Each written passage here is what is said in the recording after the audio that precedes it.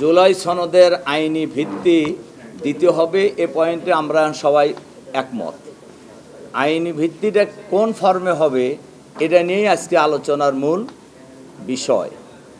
তা আমাদের বক্তব্য তো আমরা আগেও বলেছি, আজকেও আমাদের বক্তব্যে আমরা স্পষ্টই বলেছি এবং বলা যায় আমরা সব দলই বিরাট কাছাকাছি এসে গেছি যে জুলাই সনদের আইনি ভিত্তি দিতে হবে এবং এটা গণভোটে দিতে হবে।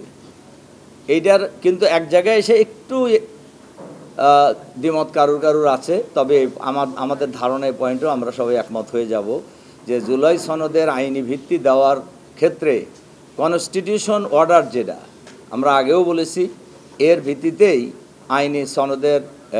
জুলাই সনদের আইনি ভিত্তি দেওয়া যায় এবং এটাকে আরও পাকাপোক্ত করার জন্যই গণভোটের প্রশ্ন এসেছে। আমরা গণভোটের ব্যাপারেও আমরা বলা যায় অধিকাংশ দলই আমরা একমত হয়ে গেছি যে গণভোটও হবে। এই গণভোট কেউ বলছেন আগে নির্বাচনের আগে হতে পারে, আবার কেউ বলছেন যে একই দিনে জাতীয় সংসদ নির্বাচন এবং গণভোট জুলাই সনদের আইনি ভিত্তির বিষয়ে এই একসাথেই হবে, গণভোট এবং জাতীয় সংসদ নির্বাচন। এখনও আলোচনা চলছে।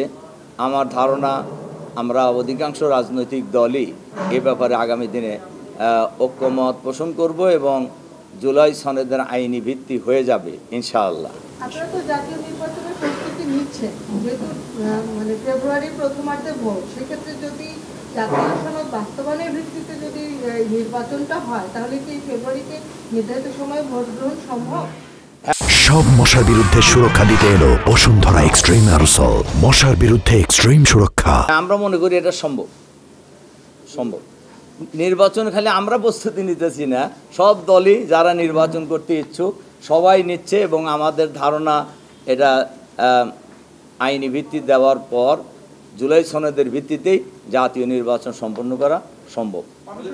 রফিক ভাই, এখানে অন্যান্য রাজনৈতিক দলের নেতারাও বক্তব্য দিয়েছে, এরকম একটা ব্যাপার আসছে যে সরকার যে তিনটা রাজনৈতিক দলকে সবচেয়ে গুরুত্ব দেয়, যাদেরকে জাতিসংঘ অধিবেশনেও নিয়ে যায়, তারাই এই জুলাই সনদ বাস্তবায়নের ক্ষেত্রে বাধা তৈরি করছে। এ ব্যাপারে বক্তব্য এবং বলছে যে একান্তভাবে সরকার তাদেরকে নিয়ে বসুক আলাদা করে। দেখুন, আসলে অনেকেই তো অনেক কথাই বলে, তা আমরা তো ওই কথা ধরে তো আমরা কোনো বক্তব্য রাখবো না। তবে আমরা জুলাই সনদের বাস্তবায়নের ব্যাপারে আপনারা এটা দেখেছেন আগাগোড়াই জামাত ইসলামী অলওয়েজ সোচ্চার, এখনও সোচ্চার এবং জুলাই সনদ বাস্তবায়নের জন্য আমরা কর্মসূচিও দিচ্ছি এবং জুলাই সনদ যতদিন বাস্তবায়িত আইনি ভিত্তি না পাবে ততদিন আমাদের আন্দোলনও কিন্তু চলবে, এ কথা আমরা বলেছি। সুতরাং জুলাই সনদের আইনি ভিত্তি দেওয়া বাস্তবায়ন করা এ ব্যাপারে জামাত আগেও খুবই সিরিয়াস ছিল, এখনও সিরিয়াস।